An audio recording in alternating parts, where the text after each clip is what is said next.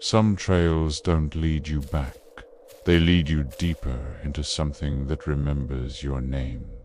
You're listening to ASMR 404 Found.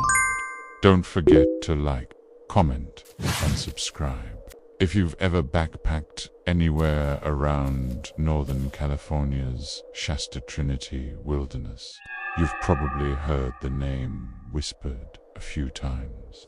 Deadfall Basin.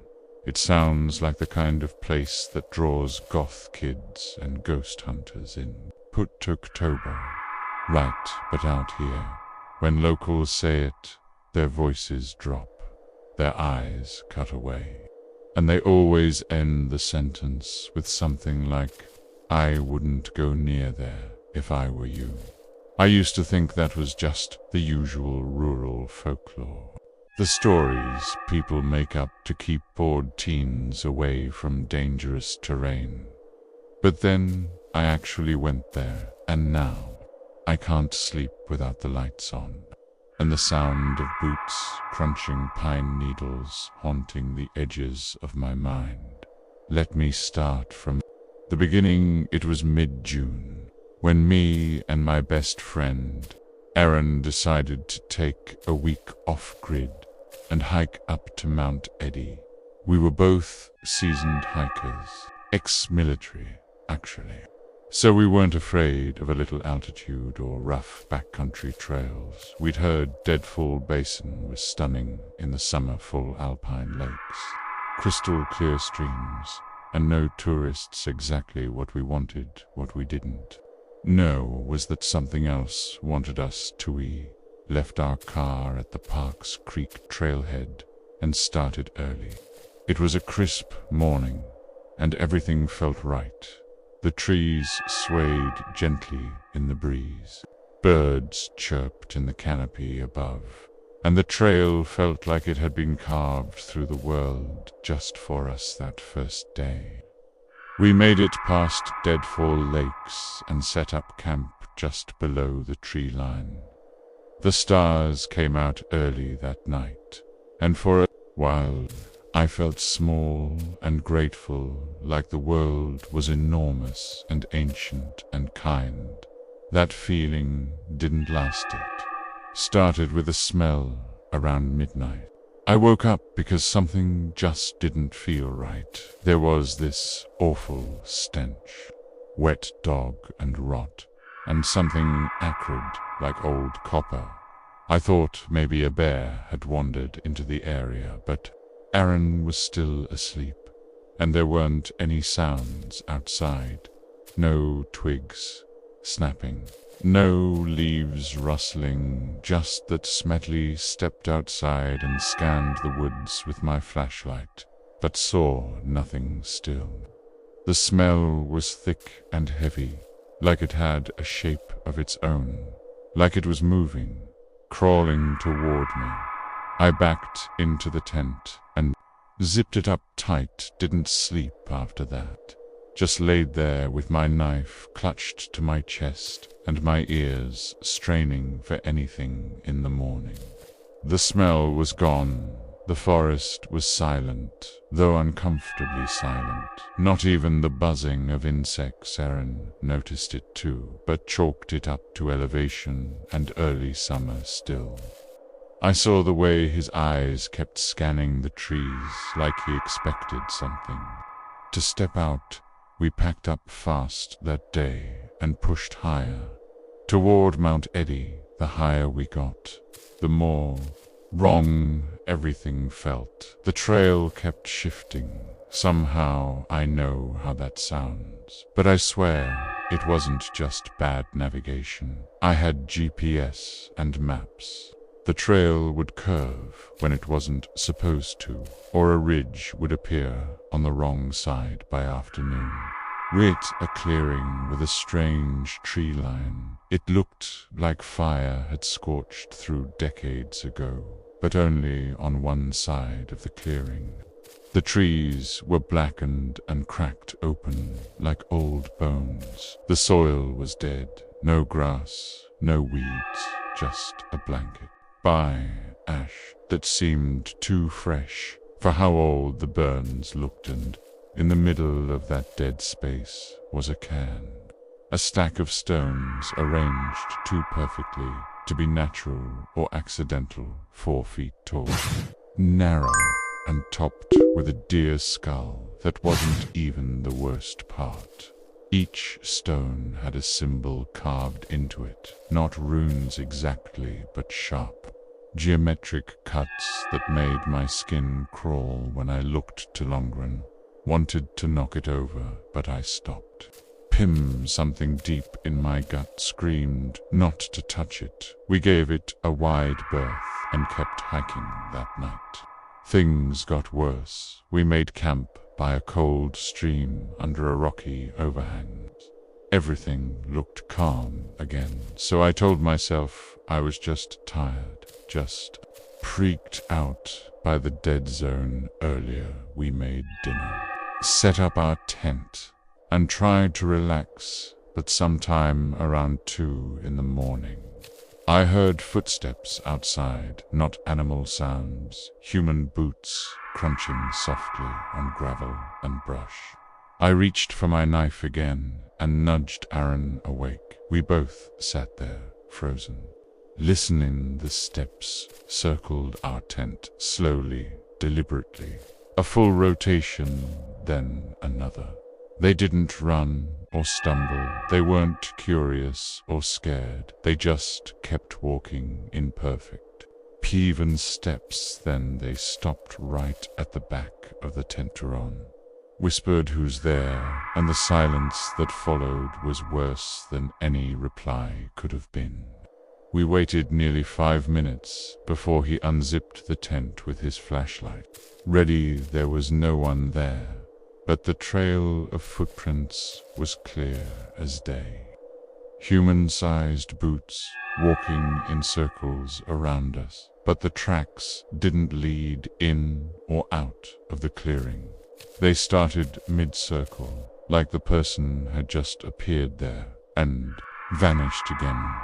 We didn't sleep after that. We waited until first light, packed everything in record time, and decided to turn back. We agreed not to talk much, just hike fast, get back to Deadfall Lakes, and reassess. But the trail didn't take us back, took us somewhere else. What should have been a 3-hour descent turned into a maze. Every ridge looked the same. Every turn led us back to the scorched clearing with the stone cairn. We passed it 4 times that day. By evening, we were panicking. Aaron was muttering to himself, shaking his compass like it was broken. I was trying to conserve battery on my GPS. Every time I turned it on, the screen would glitch out and show our location as just a blank spot. No trails, no roads, just static that night. Aaron vanished. He said he had to take a piss and walked 20 feet from camp. I could still see his flashlight bobbing through the trees. Then it went out. I called his name over and over, no reply. I ran toward where he was and found his flashlight lying in the dirt, still warm to the touch. There were no tracks, no sign of struggle, no blood, just silence. I spent the next 2 days searching for him, hiking in widening circles, yelling until my throat gave out. I didn't see another soul. I didn't hear another bird. I didn't even see a squirrel. The woods were dead, and they were watching May. Started seeing shadows moving between the trees, but they didn't make noise. They didn't breathe or break twigs. They just stared, and every night I heard the boots again circling my tentacles, circling on the 4th day. I found a tree with carvings matching the ones on the stone cairn. Dozens of them, all different, like a language I wasn't meant to read. I touched one, just once, and it burned me like touching dry ice. It raised a blister immediately, and the skin round it turned grayed. That night, I saw Aaron again. He stepped out from behind a tree. Across the firelight, he looked wrong, pale, stiff. His eyes were too wide, and his smile too big. He didn't blink. He just said, "You should stay." Then he turned and walked into the woods. I didn't follow the next morning. Baran, I don't even remember how long or how far I went. I just remember screaming when I saw the parking lot again and collapsed on the pavement like it was holy ground. They found me 2 days later. A ranger said he'd seen my truck parked too long and decided to check. I told them what happened, but no one believed me. They searched for Aaron for 3 weeks, never found a body, just his boots, sitting neatly by the stone cairn facing inward. When I got back to town, I tried to forget it all. I convinced myself it was some kind of hallucination, dehydration, trauma, isolation. I tried to believe that Aaron had just wandered off and maybe ... maybe gotten lost. But something deeper, in me, something primal, wouldn't let go of that final image. Those boots, neatly placed, pointing inward like he'd walked willingly into whatever was inside that cairn. I didn't go back into the woods. Not for a long time. I moved south, changed jobs, got rid of all my old hiking gear. Still, I couldn't sleep. I kept hearing those boots. I kept dreaming of Aaron's voice. That too wide smile. "You should stay." It was almost a year later when I got the call. Aaron's sister. She'd just received a package in the mail. No return address. Inside it were 3 things: a flash drive, a Polaroid of Aaron in his camping gear, smiling in front of a tree I didn't recognize, and a scrap of leather. It looked like part of a backpack strap, but it was dry, cracked, and had symbols scorched into it. She asked if I'd look at the flash drive, said she was too scared. I told her I would. That was a lie. I wasn't ready. I stared at that drive for 3 days before I finally plugged it into my laptop. And what I found inside made my skin turn to ice. The folder was titled Deadfall. Inside were dozens of video files, time-stamped from the day after Aaron went missing, all the way through the current week. That's not possible. I know what you're thinking. Maybe it was an elaborate prank. Maybe someone out there was messing with us. But you didn't hear the audio. You didn't hear Aaron's voice. Not excited, not scared, but hollow.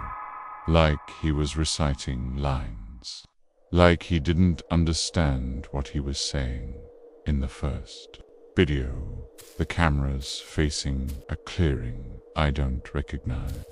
There's a massive tree, half dead, half live, with something hanging from its limbs, bones, strung together with sinew, creaking in the wind. Aaron steps into frame. He's filthy, shirt torn, skin pale like he hasn't seen sun in weeks. And he just says, "Day 7. They won't let me leave. Not until I bring another." Then the video ends. The rest of the clips get worse. In 1, he's carving symbols into a fallen log, whispering the same phrase over and over. Something guttural and inhuman. Another shows him digging with his bare hands into the side of a hill. blood on his fingertips. Dirt caked into his gums. In the background, shapes move between the trees. Tall, thin, wrong. I sent the drive to a friend I trust, a digital forensic analyst, and he ran every kind of scan he could. No metadata, no encoding errors. And every time he tried to copy the files or upload them anywhere, they'd vanish. The folder would delete itself. Only the original stayed intact, and only on my laptop. He told me not to plug it in again, but I did. One last time. And there was a new file. Not video, audio. Just one clip. 34 seconds long. I played it. And I swear to God, I wish I hadn't. I wish I'd taken that drive out back and set it on fire. The recording started with wind, then footsteps, then Aaron's voice, whispering right into the mic. They come when you're alone. They wait in the space between paths. They live in the cracks of the map. And when you see their eyes, don't run. If you run, they chase. If you scream, they feed, then silence. And just before the file cut off, a single word whispered. In my own voice, soon I moved again, tossed the laptop, changed my number, but the nightmares followed. I started getting packages, blank envelopes with single words inside, burned into scraps of bark or animal hide. One said return, one said ode, one said home. Then the dreams started turning into something else, not just memories or shadows, but instructions. They showed me the way back. I should have ignored them. I should have run farther. But some part of me, broken, desperate, maybe infected, wanted answers. I couldn't keep pretending it hadn't happened. So last week, I packed a bag, just a small one, and I went back to Mount Eddy. I didn't tell anyone. I left at dusk. I reached the Parks Creek trailhead around 11 p.m. It was pitch black. The air was warm, but still, not a single chirp. Not even the wind. It felt like stepping onto another planet. I carried no flashlight, only a headlamp, a blade, and a printed map. As soon as I stepped onto the trail, it shifted beneath my feet. The pine needles whispered. The trees leaned closer. The path led me in like it had been waiting. The deeper I walked, the less I remembered. How long I'd been moving. Hours stretched. Time stopped ticking. Then I saw him. Aaron.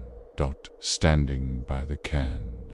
But it wasn't a cairn anymore. It had grown. At least 9 feet tall now. Made of bones and stone and rusted tools. And Aaron was different, taller, thinner. His eyes were black, not dark, black, like pits where the world had been removed. He didn't speak, he just lifted one hand and pointed. Behind me, I turned and saw the trail twist itself shut. The forest folded in. Trees groaned and shifted until the sky disappeared. The wind reversed. And then I saw the others. They moved like shadows, but they were solid, wrong-shaped, faces melted or inverted. Some walked on all fours, others floated. One had arms too long to belong to anything born of this world. And they all watched.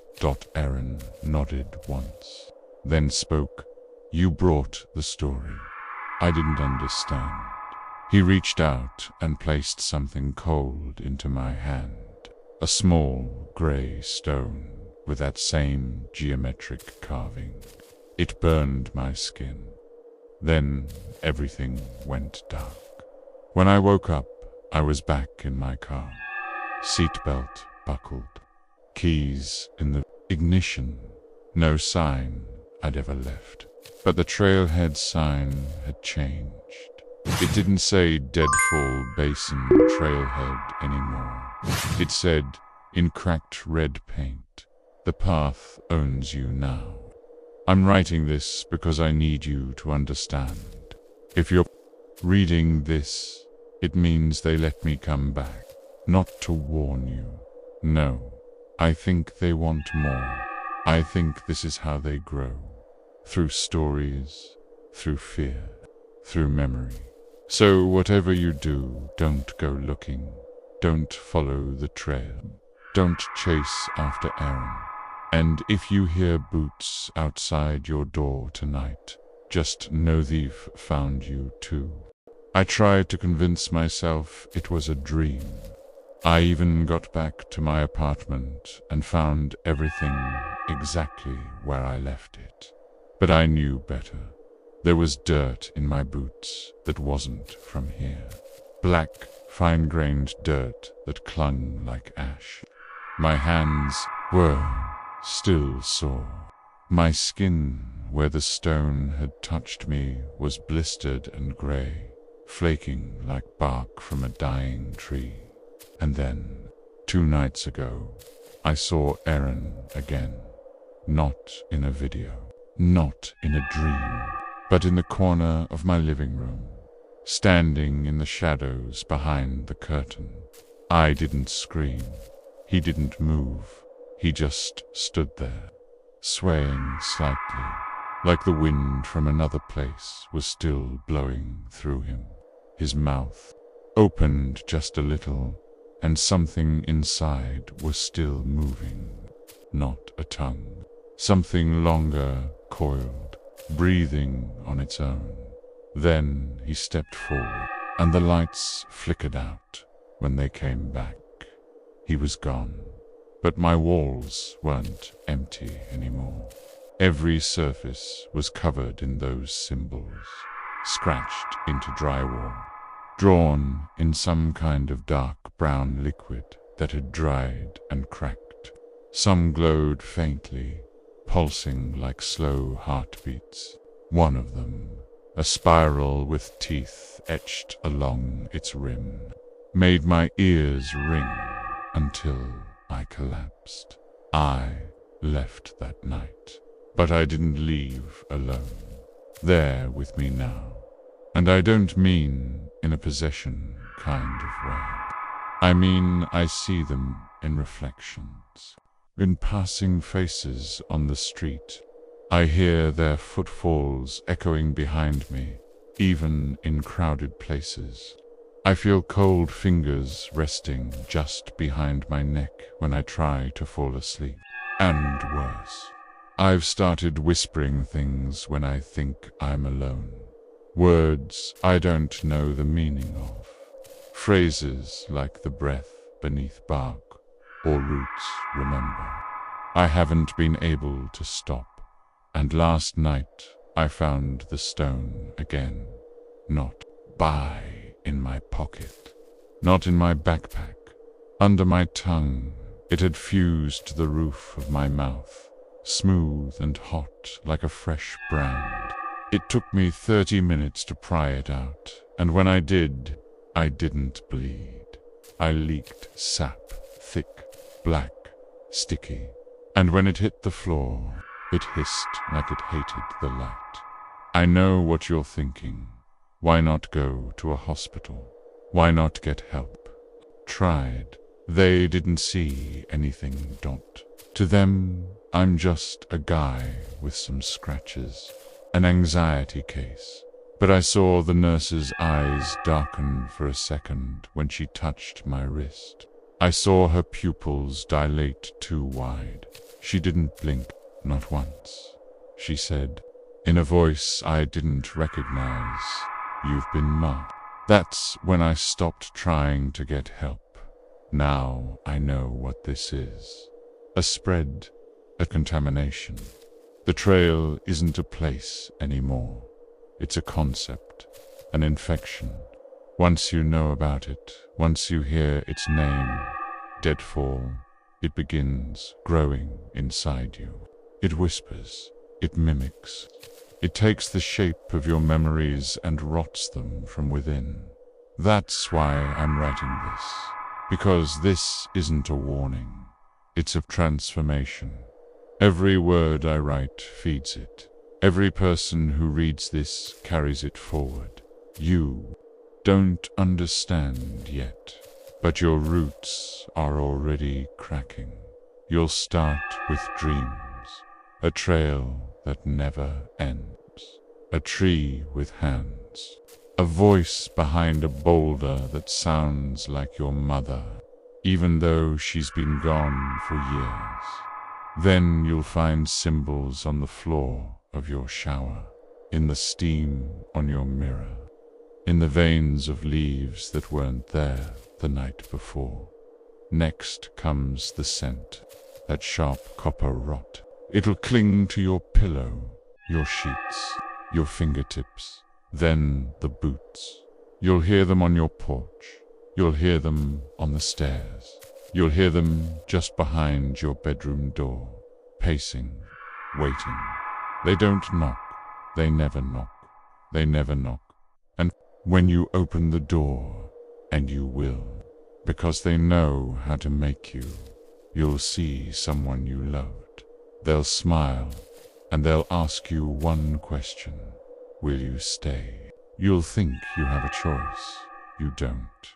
Because once you've heard the story, once it's bloomed behind your eyes, once it's grown tendrils around your memories, you're already part of the trail. You are the trail, and we're waiting for you. Bring a friend. We're always hungry. They say the wind never stops in the Allegheny, not up north. Not where the mountains curl like sleeping beasts and the trees have watched in silence since before the first axe ever swung. The locals call it Whispering Pines, and when I first heard that name, I laughed. I thought it was charming, picturesque. Thought maybe I'd bring my camera, pitch a tent, shoot some peaceful B-roll for my hiking vlog. I wasn't laughing by the time the third night fell. Let me back up. It was early October, when I first made the decision to go solo. I'd been cooped up in the city too long. Endless screeching sirens. My upstairs neighbors fought like they were auditioning for an MMA title. My hands started shaking in the mornings from all the coffee and no quiet. I needed air. I needed space. I needed the kind of silence that comes only in the woods. A few clicks through some backcountry hiking forums led me to Whispering Pines Trailhead. It wasn't popular, and that was a plus. Most of the posts were old. Some deleted. A few users mentioned the trail, but always with short comments, vague. One user just said, "Don't stay past dark." Another, "Bring earplugs if you have to go." I figured they were just spooked by wind or wildlife. That first day on the trail, everything felt right. The path was soft with layers of fallen pine needles. The air smelled like sap and smoke, and the kind of cold that means winter's right. Browned the corner. My boots sank in with each step. Trees stood tall and tightly packed, like old soldiers who'd taken a vow of silence. I hiked in about 12 miles and pitched my tent by a small ravine with a creek trickling through. I made a small fire, ate some jerky, and sat on a fallen log, watching the moon slip through gaps in the branches above Dot. Then the wind started. It didn't howl or gust. It whispered, not the normal kind either. It wasn't brushing past leaves or whistling between cracks. It came low, soft and wet, like someone was standing inches from my ear, whispering just beneath the range of understanding. It felt close, too close. I sat up straight. Dot held my breath. The fire flickered, and the air turned cold, as if something had stepped between me and the flames. I stood, shined my flashlight around the clearing. Nothing but trees, just shadows and bark and silence. The whispering stopped. I figured it was just wind, like the trail's name suggested. But that was only night one. On the second day, I pushed deeper. I was aiming for a spot I saw on satellite view, a hidden glade a few ridges beyond the main loop. No trails led to it directly. I bushwhacked a bit, broke through a thicket, and found it by mid. It was beautiful, perfectly circular, surrounded by towering pines that curved inward, like they were bowing toward some unseen force in the center. At the heart of the glade was a single stump, blackened, split wide open like it had been struck by lightning. I don't know why I didn't turn around right then. I should have. Every hair on my arms stood up. My teeth ached. I felt watched. The forest behind me was completely silent again. No birds, no squirrels, just trees and that stump. Still, I set up camp that night. I woke up to the sound of my tent's fabric rustling, not from outside, from inside. I sat up fast, heart racing. The tent was pitch black. I reached for my flashlight, fingers fumbling like they'd forgotten how to move. When the light flicked on, there was nothing. But the air inside the tent was cold and wrong, like someone had opened a freezer and shoved them in. I unzipped the flap and looked out, and there they were, pines, hundreds of them. But they were closer than before. Too close. I know that sounds insane. Trees don't move. But I swear on my life, the perimeter of the glade had shifted. Where there was once 20 feet of clearance, now there were 5. And the trees were leaning Dot. Not from wind, from something else, from intention. And the whispering, it came again, only. Now it was louder, and this time I could almost make out the words. Almost. I didn't sleep again. The next morning I packed fast. I didn't even eat. I wanted out. I used my GPS to orient toward the original trail and started hiking. But after 2 hours, I ended up right back at the glade. No joke. My tracks led me in a full circle. I checked the GPS again. It was frozen, map blank, no coordinates, just a blinking triangle in a sea of gray. I cursed, sat on a log, and tried to figure out what the hell was going on. Then I heard something new. Dot voices, not whispers. Voices, plural, real, deep and shallow. Men, women, children, all layered into a garbled mess of sound coming from just behind the tree line. They spoke in overlapping bursts, some laughing, some crying, some begging. One was humming. It was a song my grandmother used to sing to me as a kid, a lullaby from the old country. B, a song no one here should know. I stood, spun, and saw nothing. But when I turned back toward my pack, it was gone. Not just the bag, everything. Tent, fire pit, boots, gone, like they'd never been there.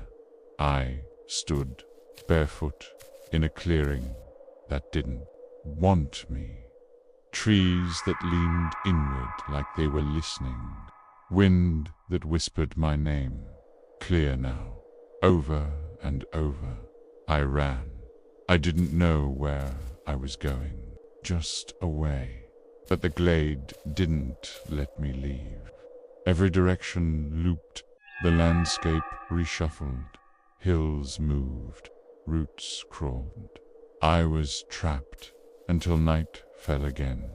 Then everything changed. I saw lights, little blue lanterns bobbing between the trees. I followed them like a fool. They weaved and swayed and floated, leading me deeper, deeper into the old part of the forest. I didn't know how I knew it was old, but it felt ancient, like the trees had been there before time. Then I saw the clearing dot, not the same one. This one had stones, a circle of massive gray slabs, each etched with deep carvings that hurt to look at. At the center stood a figure, tall, dressed in torn park ranger clothes, face hidden beneath a layer of bark, mouth stitched shut. It raised one hand, and I stopped moving. Not because I wanted to, because I couldn't. My legs locked. My eyes wouldn't blink.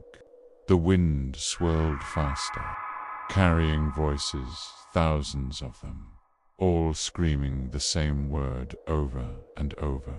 Stay. The ranger pointed to the ground in front of me. There was a shape, drawn in ash, a spiral, like the ones I had seen in other stories, with teeth, sharp, hooked inward.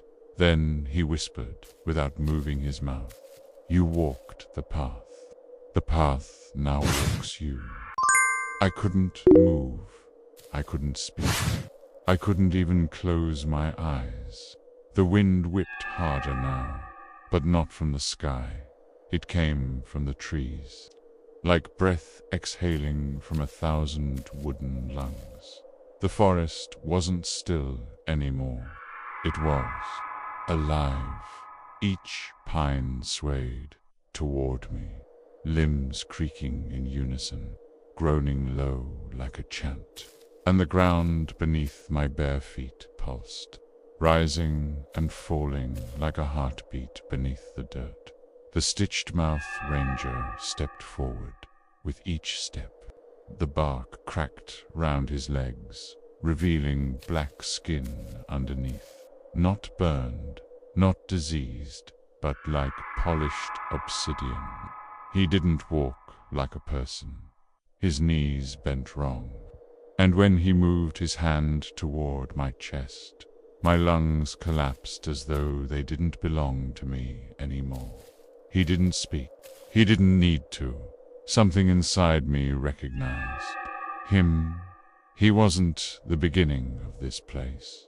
He was what happens when you stay too long.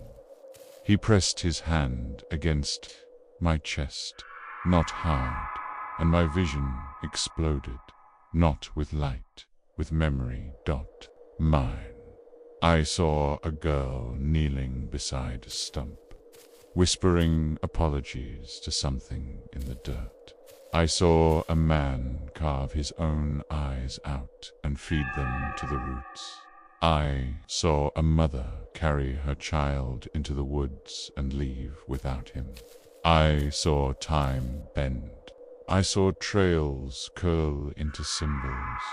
I saw maps rot into paper ash. and I saw myself, weeks from now, kneeling in the very center of this ring of stones, whispering into the wind, lips gray and eyes gone, still repeating that same lullaby from my childhood over and over until my voice cracked and leaked into the trees. I ripped free. I don't know how. I don't remember deciding to run. One moment I was locked in a frozen nightmare, and the next I was crashing through underbrush like a wild animal. My body moved on instinct. I screamed and scratched and bled, snapping branches, bruising ribs, not caring what direction I was heading. I only knew one thing. I had to get out. And then I hit the river, or what used to be the river. It was dry now, toes a bed of stones and mud. At the center was a broken canoe, half buried, torn open by age, and something sharper than time. There were handprints on it, too many, all pressed inward, like dozens of people had crawled out of the river at once, dragging themselves up from beneath. I followed the riverbed. It was the only thing that looked real, and after hours, or maybe days, I saw something ahead. A structure. It looked like an old ranger station. Roof sagging, porch, half-collapsed, windows darkened by soot or moss. There was no path to it, no footprints leading in or out. It just sat there, hunched beneath twisted pines, like the forest had grown around it, hiding it away. I should have walked past. I should have known better, but my body was done. I was cold. I was cracked open. I limped up the steps, pushed the door, and it creaked open without resistance. Inside was worse than outside. The walls were covered in bark, actual bark, grown in thick veins up and across the panels. The furniture was twisted, elongated, like it had grown legs and wanted to leave but couldn't. A single lantern sat on the desk, flickering low. Next to it was a journal. I opened it. The pages were stitched together with hair. Human hair. Inside were entries, dozens of them, all from different hands. Day 2. The trees are whispering again. I think they're calling my name. Day 5. My compass won't stop spinning. I tried walking north, but I ended up back here again. Day 8. I fed them a piece of my tongue. The whispering stopped, but only for an hour. Day 13. I saw myself in the mirror today, but it wasn't me. It smiled. Day 21. I understand now. The forest needs stories. It eats them. It rewrites them. The final entry was fresh, still wet. If you found this, it means you're next. The trail brought you. It wants your voice now. Run if you want, but the pines already know your scent. I dropped the journal. Something moved. In the hallway, I turned. A figure stood there. Another hiker, face hollowed, mouth stretched open far too wide, black tar running down his chin. He didn't speak. He inhaled, and I felt it. A pull, not physical, not mental, but narrative, like the story itself wanted to drag me forward, wanted to make me part of it, make me. The next paragraph. I jumped through the window. Glass cut into my shoulders and arms as I tumbled into the leaves outside. I didn't stop. I ran barefoot until blood soaked my pants, until thorns tore through the soles of my feet, until my lungs ripped with fire and my vision blurred. But I saw the trailhead sign, old, faded, but there I dropped to my knees. I'd made it out, or so I thought, until I saw the sign more clearly. It didn't say Whispering Pines Trailhead anymore. It said narrative complete, awaiting new entry. I stumbled back from the sign like it had struck me. Blood poured from my feet, stinging as it soaked into the pine needles below. The woods were silent again. No birds, no bugs, no wind, but the sign that cursed, impossible sign, stood there like a sentry. Narrative complete, awaiting new entry. And beneath it, crudely carved into the wood, were dozens of names. Names I didn't recognize. Some barely legible, clawed in with shaky hands or burned into the grain. But at the very bottom, freshly etched, was my name, and below that, yours. I ran to my car. It was still there, same spot, covered in a thin dusting of pine needles. I tore open the door, flung myself into the driver's seat, and locked it.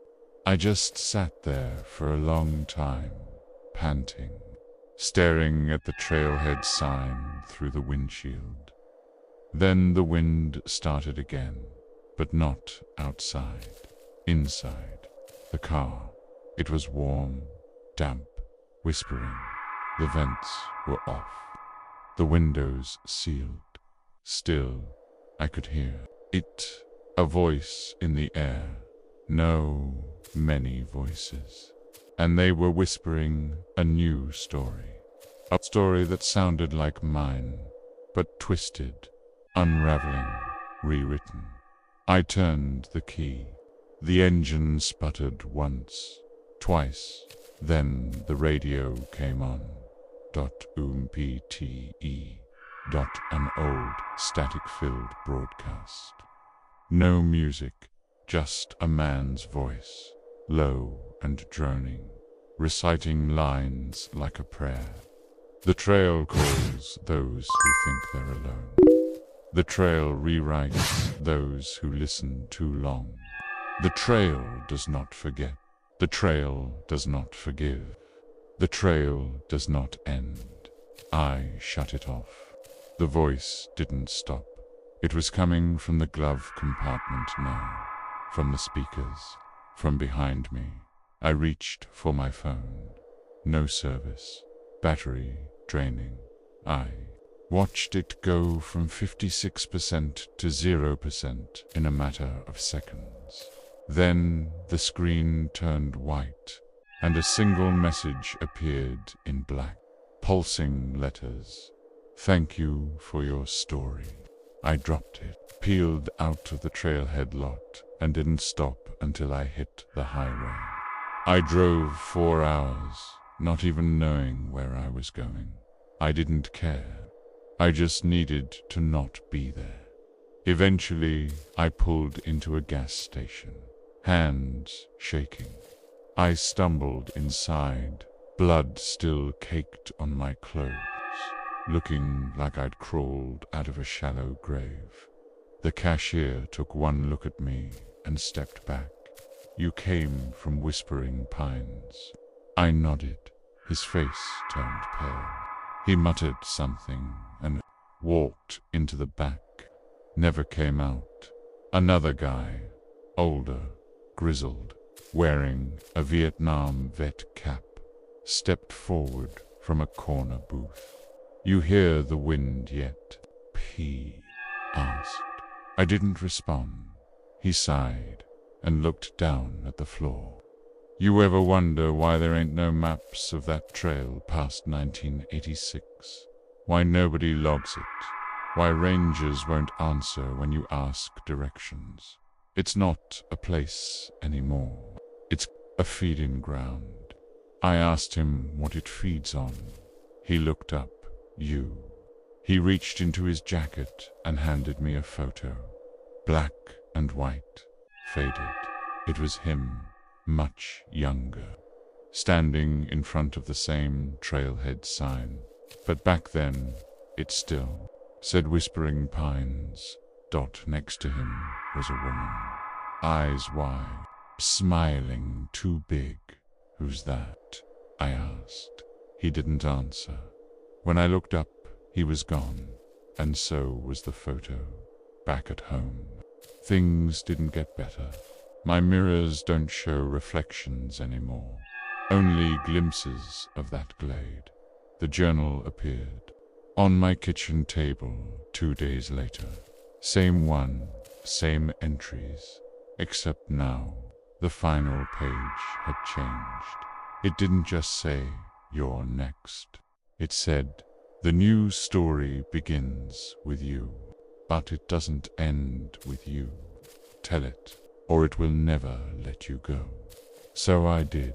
I wrote everything, word for word, line for line. Because the trail needs stories. It feeds on them. It grows through them. It uses them to find new walkers.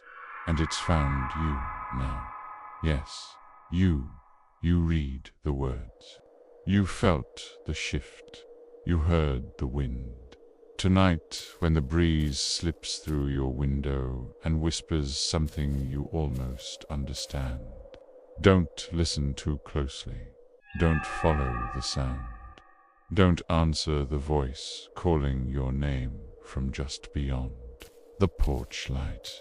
And if you ever find yourself near the Allegheny Forest, if someone tells you to check out a beautiful trail called Whispering Pines, don't, because it's not a trail anymore. It's a mouth. And now that you've heard its story, you're already inside.